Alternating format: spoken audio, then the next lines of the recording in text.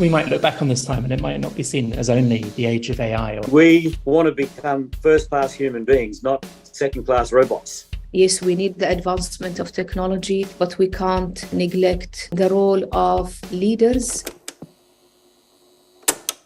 Welcome back to another episode of Wise on Air, the show where we talk to the world's leading minds on the future of education. My name is Basim, producer of the show. Today we're tackling a critical piece of the education puzzle, leadership.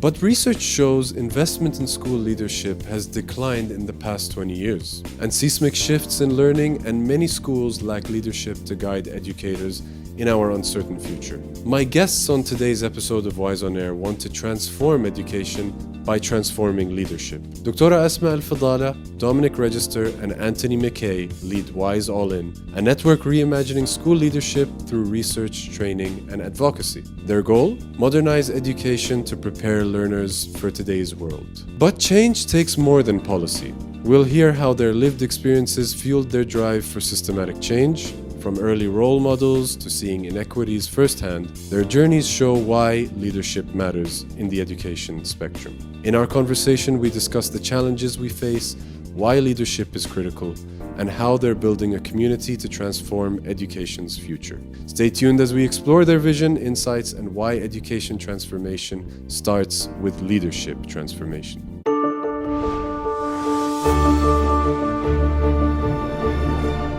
Asmaa, Dominic, Anthony, thank you very much for joining me on Wise on Air today. I want to start this conversation off from more of a personal lens from all of you, taking turns. So growing up, what are some of the most memorable or influential learning experiences that have impacted you in your life? They can be good or bad, by the way. So maybe we can jump in with Dr. Asmaa starting off on this. Well, thank you, Basim. I think for me, as a mother of 5 children and having a full-time job, in 2009, I went to Cambridge to complete my PhD. So raising 5 children has been the most challenging, but also enriching experience of my life. I think the skills that I gained, it's applicable now in the workplace. So I had to juggle both responsibilities, that tested my time management, resilience, ability to balance both responsibilities. At that time, my kids, the youngest was 2 months old and my oldest was 10 years old. So it required careful planning, dedication, and flexibility. Thanks, Basim. When I was at university, I was joint honours across 2 different faculties, and the history department had long before recognised that the vast majority of their undergraduates weren't going to become professional historians. So the way they had organised the learning for students was a lot of group work, there was a lot of presentations that we had to give, a lot of project-based approaches. But my other faculty, the classics faculty, found it inconceivable that all of their undergraduates wouldn't want to go on to become Latin or Greek teachers. And so there was none of that. And so having those 2 contrasting learning styles was absolutely invaluable. I think the other really memorable learning experience is the kind of individual attention from a teacher. I was lucky to have an absolutely fantastic history teacher when I was at secondary school who took a real interest, helped me with different things, was incredibly encouraging and motivating. And that the importance of teacher-student relationship, which is still an area of education research, which new insights and understandings are coming all the time at the moment, it made a big difference. And then, of course, there's parenthood, all the things that you learn from your children on a daily basis. No, absolutely. No, I resonate with the point about having a good teacher that takes interest in you. I couldn't agree more. That was, until I had that, I feel like I didn't really see the value of learning. But we can get more into that as we progress in the conversation. Anthony, how about you kick us off here? Well, Basim, I need to declare that I'm the son of a Methodist minister. If you are the minister of a church in a community that is active, you are a significant person in the lives of people. And so I witnessed the purpose of my father as the driving force in his life. And purpose and agency also, I think, shape a lot of who we are and what we do and the contribution that we make. I certainly witnessed the fact that he was more than an intellectual. He had fantastic cognitive powers, but he was equally social and emotional. And I think if you're going to be active in human affairs, it helps if you haven't had an emotional bypass so that you can actually connect with people. I mean, we know it now, right? a kind of post-COVID world without thinking about the cognitive, social, emotional and well-being means you haven't learned a lesson at all. But I think I learned that lesson from day one. The other couple of things I'd say that shaped me were, one, I witnessed a person who exercised humility. Now, Dominic will say that obviously was not something that I took on personally, but I did have a father who was always connected to everybody with a common touch, a capacity to communicate, and who saw the value in every single person and was able to think carefully about his own place in the scheme of things and not to do what many of us do, and that is not exercise enough self-regulation and to keep your ego in check. So therefore, those characteristics of people who I think go on to lead, I learnt that very, very early on. Lead and develop yourself first and then ask whether you're adequate to lead others is worthwhile to remember. The final thing I'd say is I learnt the power of community. Nothing ever got done by yourself. I've reflected on it in recent years and realised that so much I aspired to be was being witnessed in those early days. Now, given the fact that Asmaa and Dominic have claimed children, I will claim two, boy and a girl, and I'll claim that I would have had more if I had been home more. But, I was working so hard, I was hardly ever home. So, it takes time to have children, right? So getting two was not bad, really, under the circumstances. I think it might be worth mentioning to the listeners that Anthony is actually tuning in at 5 a.m. from his time zone to have this conversation. So really, we can see that perseverance to your work through that itself. But I'm noticing a pattern and a trend here between everything that all of you said, which is that be it through motherhood, through parenting, or through role models growing up in your lives, it seems that this concept of following a good role model or a leader is something that really influenced you growing up and shaped your perspective on the world. So that's a largely positive thing to hear. I would like to know about some of the challenges or failures that you have noticed in, be it the way the world is or our education systems, and how have those problems shaped what you have decided to do in your lives in response to those problems? Well, basically, in the office, we have full-time job. And when we go home, we also have full-time job. And, just reflecting back onto my PhD in Cambridge with 5 children, of course, my husband was there to support me. But balancing the demanding responsibilities of academia and motherhood was really hard because I had to attend lectures, meeting deadlines, and being available physically and emotionally for my children. And that really needs a lot of time management and prioritization. Something I really learned, and it's applicable now in the workplace and in life in general. It pushed me to develop exceptional organizational skills, leadership, as Tony and Dominic mentioned, and find creative ways to optimize my time at work, in my social life, and with family. But also emotionally was tough, feeling guilty about missing out one important moments, for example, with my children, but also taught me to build my support system, either my husband, my family, even my children, to support me and to support them. Having an open conversation and communication with our children, I think it's key. And the same in the office, communication with our colleagues to achieve what we need to do. But overall, I think these challenges have shown me the power of resilience and adaptability and never give up. I've learned to lean on my support system and believe in myself when, even things are really complicated and uncertain. Loved what you said about the support system needing to be two-directional, that it isn't just extractive, it's also regenerative. It's what you put back in to the people who support you. I wanted to come back into something you said at the beginning of this question about, the importance of role models and pivotal relations and how we all answered your first question. That speaks to a really fundamental truth about education, doesn't it? That it is much more relational than it is transactional. And I think one of the challenges that education systems globally are grappling with at the moment is there's probably been too much of a drift towards the transactional nature of it. It's about the qualifications that students leave the systems with above and beyond anything else. The education systems that we all experienced and which are still dominant globally are modeled on a kind of capitalist economic model. So there's a zero-sum quality to them. There's a winner, there are winners and losers. And that economic model and education model was perhaps right for the 20th century when there was a period of big global growth, but it's unsustainable in the longer term. What we're trying to do with our collective work with All In is offer alternatives to that, where it's education which forefronts collaboration rather than competition, which rewards and recognizes the most effective collaborators rather than the ones who kind of go out. That it feels such an important trajectory to be on at this point in the 21st century, where with everything that we know about planetary boundaries and climate crisis, risk of global recession and what perpetual growth does for that. If we can think about how does education support the kind of human interactions which are going to lead to much more sustainable living and thriving that can happen within that, then it's going to be a much better 21st century for future generations if we can help move education systems in that direction.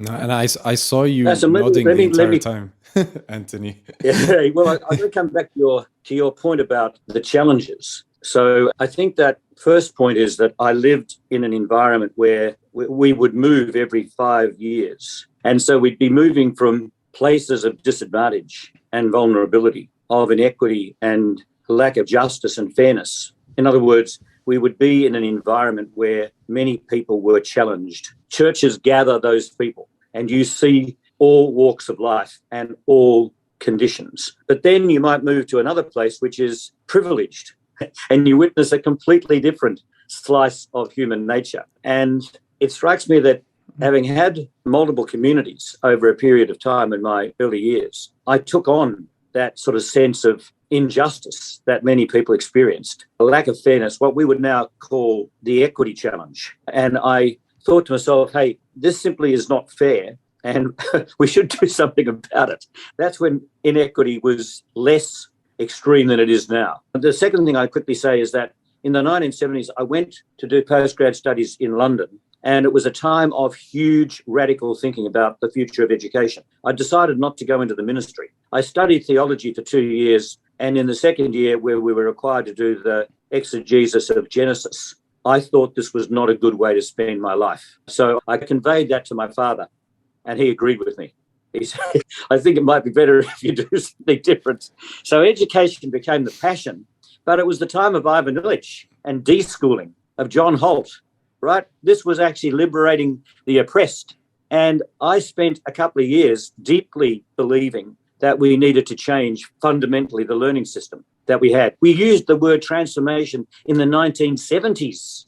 So I have kept an absolute commitment to the fact that we ultimately, thank God, some of us keep on living, because it's going to take a while before we witness the transformation that Dominic and Asmaa have talked about. But that's the driving, motivating force. And we've often talked about this as being, reform or change. We now know that we have got to change the measures of success. We have got to change the definition of excellence. We have got to think about, as Dominic said before, a very different way of being able to ensure that we are able to look after ourselves, look after others, and look after the planet. Finally, as the penny dropped, right? We had UNGA last year that for the first time ever convened a summit on transforming education. The great thing is that there's a period right now of intense activity and commitment to doing what we three have all committed ourselves to. It's been a challenge, Bassem, but I have to say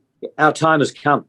No, that was eloquently said, Anthony. And as you were speaking, I was thinking, and this applies to the entire panel today, you saw those problems affecting your world. You moved multiple times, which is something I relate to. I went through a similar experience growing up, and I saw different situations, varying degrees of privilege, which made me sort of open up my eyes to the problems of the world. But I'm wondering, what drew you to education as the answer to solving those problems, because many people might steer a different direction to address those same problems.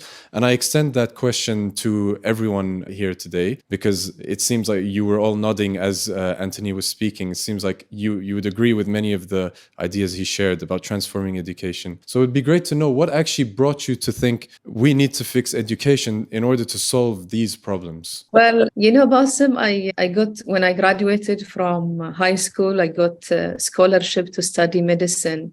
But because of the options available in Qatar at that time, I went to Qatar University, graduated as a physics teacher. So I started my career as a physics teacher. Just to go back to your question, I think focusing on education and more specifically on leadership, for me, it came through a combination of passion, research, and experiences. So I started as a teacher, then school leader, moved from working with the schools, in schools, to working with RAND Corporation as policy analyst, working with policymakers for the policymakers, and several projects, not only related to education, but for healthcare, transportation, accreditation for schools, and others. And that allowed me and gave me the opportunity to understand the role of leadership and the complexities of, educational challenges in Qatar and in the region at that time. Then moved to Cambridge and joined a group at the Faculty of Education called Leadership for Learning under the supervision of John Gray and Darlene Opfer. And that helped me and gave me the opportunity to go more in depth in research and from theories and from practices as well, and focus on leadership role in the education transformation and reform in Qatar. But, doing your PhD, you have to look at the global scale. Then joined WISE, and as you know, one of our key tracks and strategy is the educational leadership. And this is really an opportunity through the platform like WISE to continue working with local schools, global schools as well, and global partners to advance this agenda. And this is what we are trying to do through All In. I know we will talk about it later on in details, but as a summary, I think focusing on education and leadership through my passion, through in-depth research, and also interest and the belief in the purpose of education in solving so many challenges in our world. For me, the entry point was more to do with ideas around global citizenship and connection and the sort of mindset that's needed to help build connection with people from very different backgrounds. And I was, lucky relatively early in my career to have the chance to work in places far from Europe with people who've had very different education backgrounds and experiences. And it was kind of through those personal experiences that started to think more about the role of education in helping develop skills and mindsets around openness and looking for connection and valuing difference, and which has sort of fed in directly into a lot of the work that we do now.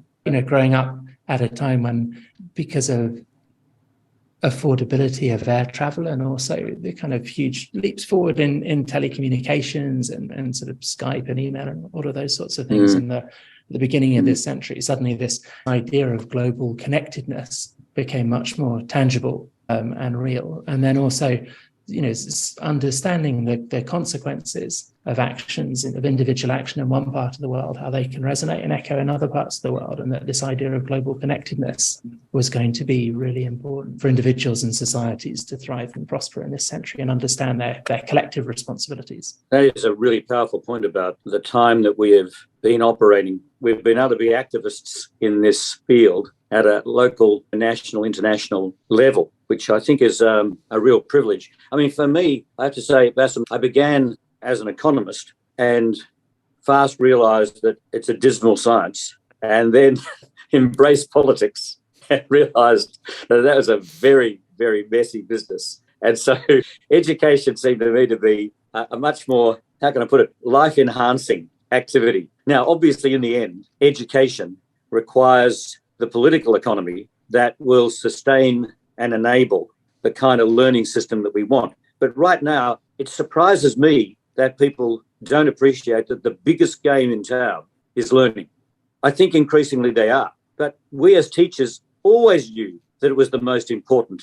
Teaching and learning was always the most important thing because it underpins every other capacity that you develop in whatever human activity we're talking about. And we only need to have a good look around the world to realise that where powerful learning does not take place, we're in serious, serious trouble. And of course, the most important example for most of us has been climate change. Without learning about your planet, how can you possibly be a steward of that? Now, working with young people, of course, is a complete and total privilege because they get it.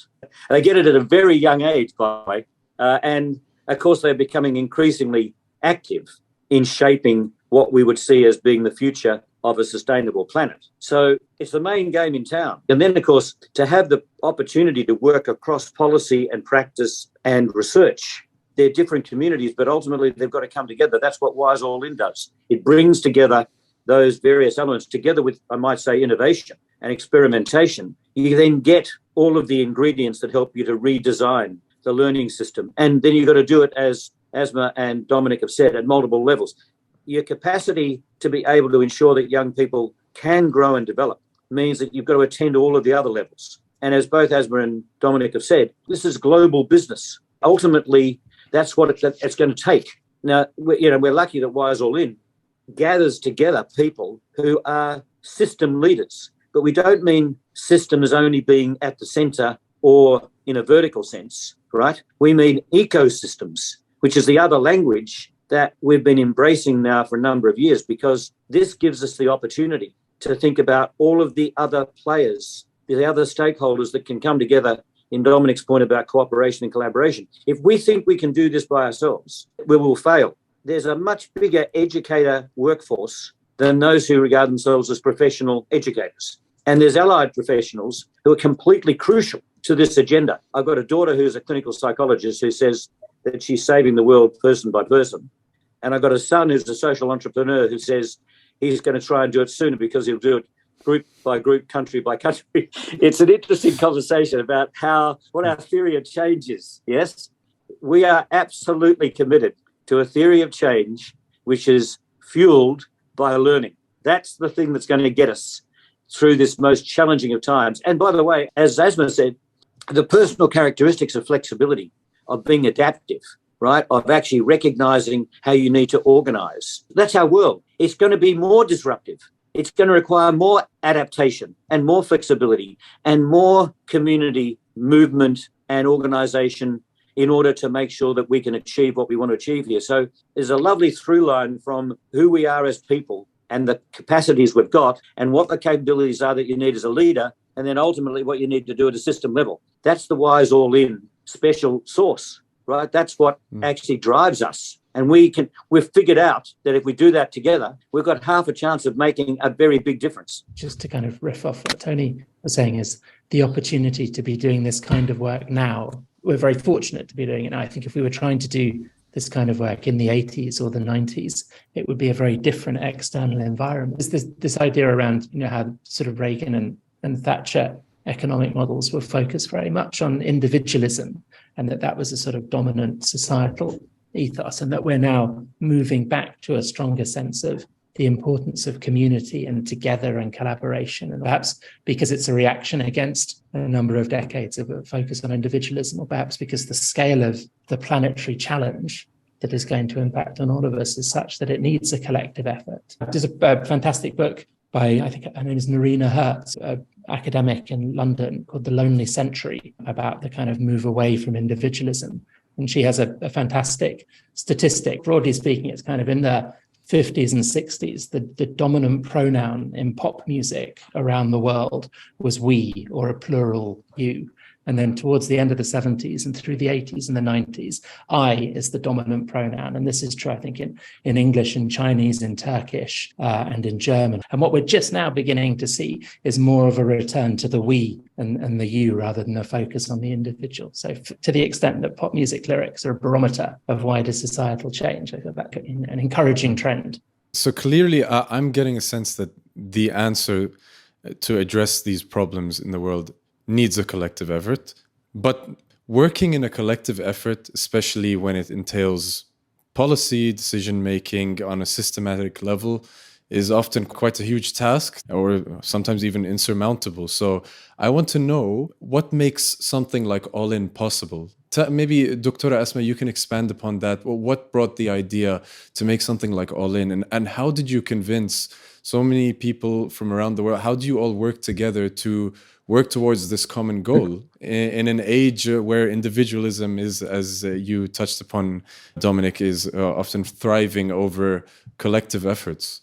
Just to comment on the earlier point Tony mentioned, and this is linked to why we created such network. It's because the field of education is evolving, and it's evolving rapidly. There are disruptors, there is disruption, and surprises will come in the future. So how to equip leaders at different levels with the skills and mindset? We need to think about how to adapt to the changing landscape before COVID, during COVID, and after. And this is really related to the transformative leadership and how we can empower learners and empower teachers.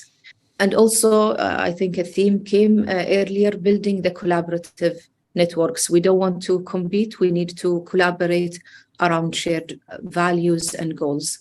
So the WISE All In, the Agile Leaders of Learning Innovation Network, was established in 2017. If you remember, Tony, with Simon Breakspear, we invited people. It was like 30 people over lunch during the first day of WISE. And we had 4 objectives to what do we want as a short term. But from the beginning, we know what is missing and where are the gaps. If we look at the research, it shows that school leadership is a critical factor in improving student learning outcomes and overall success for learners and schools in general. But this is not the case when we look at reality, because despite all this evidence, there has been a decline, for example, in investment in school leadership by governments and systems over the past 2 decades. Adding to this, the earlier point when we talk about the changing landscape of learning and schooling, especially during and after COVID.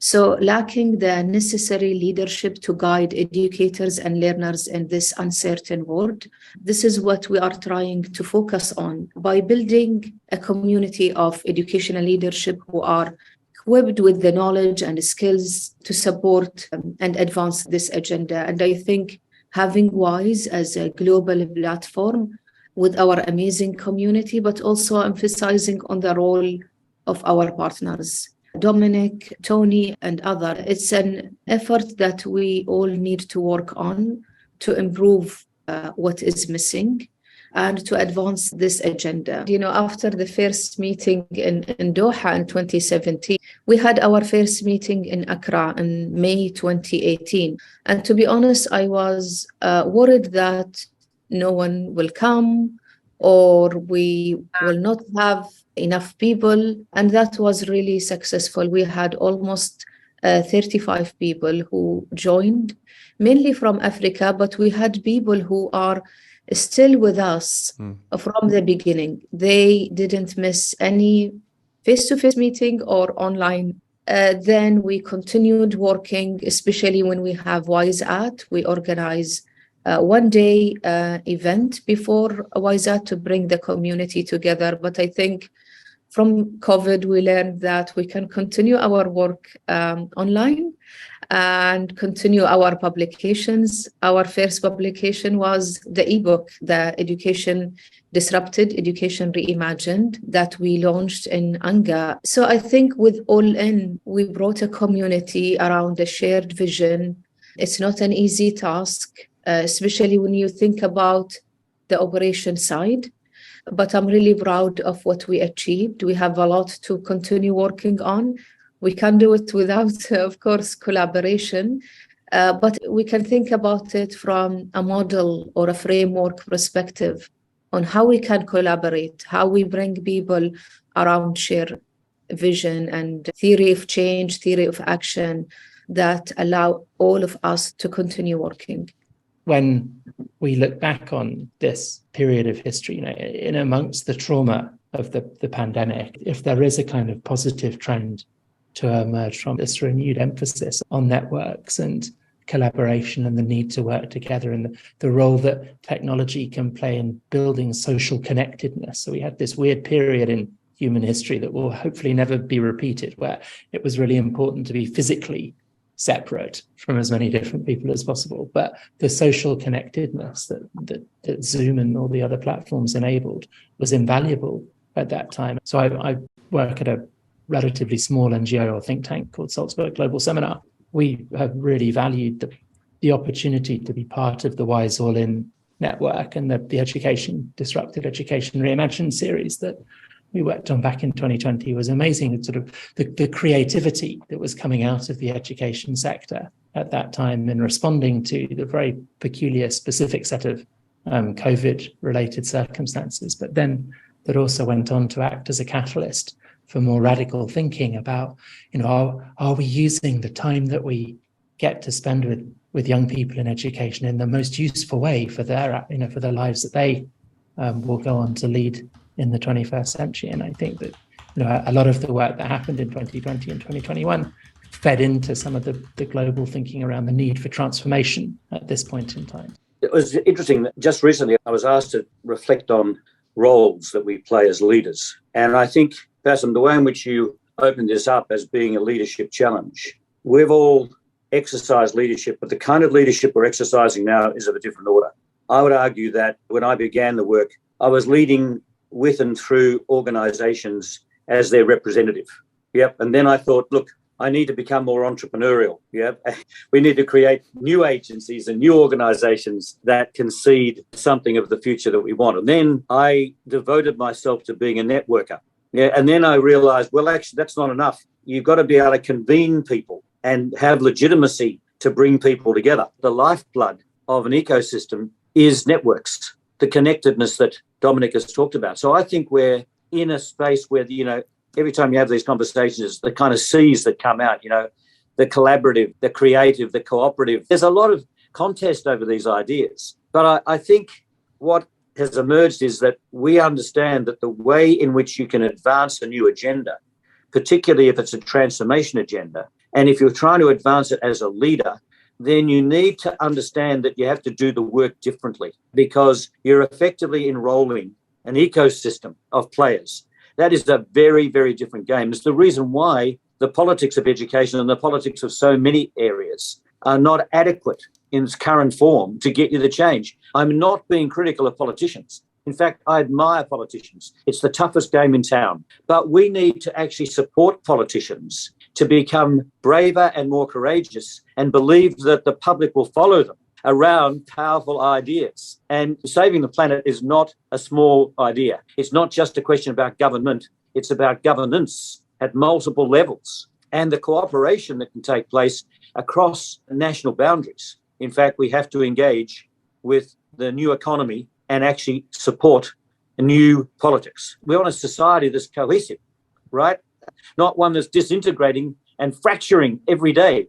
That is a very big leadership challenge, and learning is the way in which we're going to get through this. A final PS is, I don't want this to sound like, we're just all amazingly evolved human beings with a capacity to do this work. We stumble, okay? And by the way, some of us don't mind exercising a few of the dark arts every now and again in order to try and make sure that we can persuade people about the importance of this agenda. So it's a great game to be in, but it's a tough game. As David Putnam, the great film director, once said when we developed the first of a series of these promotional documentaries about education, we called it "We Are the People We've Been Waiting For." I think that's a really powerful thought. It's not somebody else that's going to do that. It's us. We're going to do it. It's our agency, our passion, our purpose, our contribution. That's what's going to make the difference. I think those are words to live by, Anthony. Fantastic way to wrap up the conversation. But I'm tempted to ask one more question just to top it all off, which is really, I'm getting a sense that leadership, in essence, must transform with the times, with the challenges that we face, which are constantly evolving. Going back to something that Dominic mentioned, how creativity was just off the rails during the COVID-19 pandemic. How does leadership transform in the age of AI? Well, I think I will look at it from a different angle here. I think we should look at it from how to transform education systems by advancing leadership, either in the age of AI, either in the disruption of COVID-19 pandemic, the climate change, and other challenges that we are facing and we will face. It's more about, as I mentioned earlier, to focus on the three main areas. AI is one challenge, but we have other challenges. To focus on research, practice, and advocacy and policies. Tony mentioned, how to support policymakers. And I think in any uncertainty or in specific agenda, I think if we can support education through combining research, policy, and practice, I think that will help a lot. Will bring researchers with practitioners, with policymakers. That's the combination that we should advance, because there is a huge gap in the work I'm doing and globally as well, through the work of our research reports, for example, at WISE. We can't, as a research community, we can't achieve or implement these recommendations without the role of policymakers, without the role of practitioners and leaders in schools and in education systems. So I think either AI or other challenge, combining these three. And I will end with also focusing on the human side. I think we also learned about this during COVID. Yeah. We learned that kids, learners, they need the social aspect, and we can't bring it through AI and machine learning. Yes, we need the advancement of technology, but we can't neglect the importance of teachers and having face-to-face conversation, and the role of leaders to support, empower teachers. This is the transformation I'm looking for, and I'm hoping to achieve through the work of WISE in general, but also through All In and our partners. It's really well said. We might look back on this time and it might not be seen as only the age of AI, or AI isn't the only dominant new trajectory in education or in societal thinking. A lot of our collective work is also looking at intergenerational leadership in this space. What are the skills and behaviors that lead to power sharing rather than the power shift, for example, and how does that impact on different generations in different ways? And that has a long-term future-facing dimension to it, because it is about issues of, changes that we make in education will hopefully echo through the rest of this century and, have an impact on decision-making and the way in which future generations behave. Hopefully we'll be able to look back on it and see that as profound an impact in education. It's obviously, it's not only us who are working on intergenerational leadership.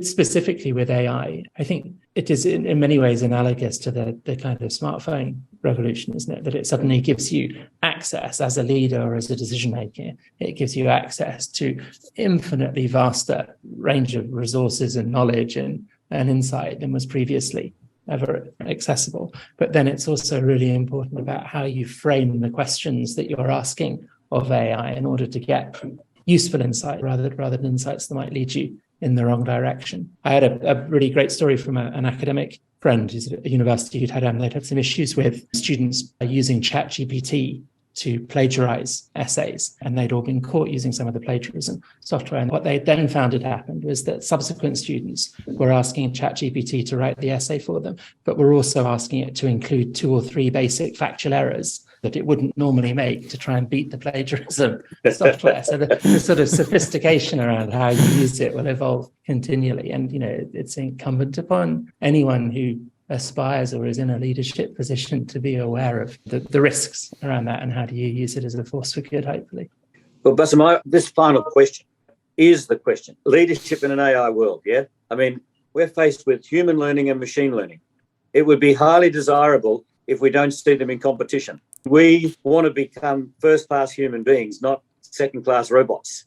And we should embrace the machine world in ways that enhance our humanity. Now, you can't do that unless the leadership displays ethical decision-making. You can't do it unless the leadership is committed to complex problem solving. You can't do it unless you employ adaptive expertise. So there's no lack of leadership capabilities that are required in order to navigate your way through this particular moment of evolution. We want to be the authors of our own future. You've got to exercise leadership, right? And I love that, Dominic. It's not just a few, it's many.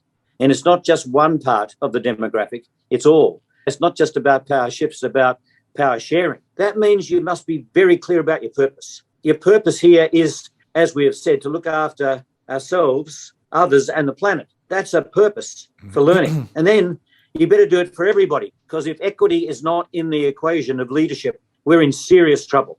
And if the technology privileges some above others, then we've got a power struggle, not actually power shared.